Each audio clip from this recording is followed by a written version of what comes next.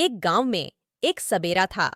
यह सबेरा बहुत ही खूबसूरत था और उसमें रहने वाले लोग उसकी सजावट और धन्य खूबियों की सराहना करते थे।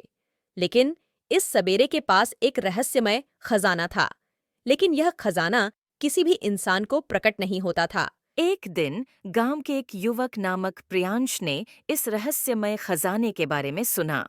उसने सोचा कि वह इसे प्राप्त करने के लिए कोशिश करेगा। उसने सभी राज्यों में खोज की, लेकिन कुछ नहीं मिला। फिर एक दिन प्रियांश ने यह सोचा कि शायद वह किसी चाल से यह रहस्य हल कर सकता है। वह गांव के वृद्ध पंडित जी के पास गया। प्रियांश, पंडित जी, क्या आप मुझे इस रहस्यमय खजाने के बारे में बता सकते हैं? पंडित जी: हाँ बेटा, वह खजाना एक मायावी ताकत द्वारा संरक्षित है। तुम्हें उस ताकत को परास्त करना होगा, तभी तुम उस खजाने को प्राप्त कर सकोगे। प्रियांश: लेकिन पंडित जी, वह ताकत क्या है और वह कहाँ है?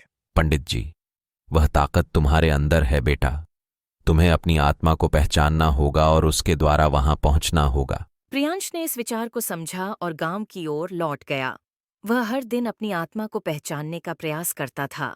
एक दिन उसकी आत्मा उसे एक पुरानी हवेली के पास ले गई।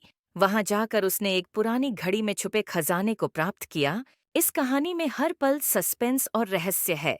इसका उत्तरदायी ताकत की खोज में प्रियांश का सफलतापूर्वक यात्रा करना है, जिसमें वह अपनी आत्मा को पहचानता है।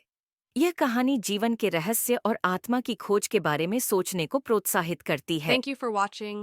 Please like, share, and subscribe the Hirva videos.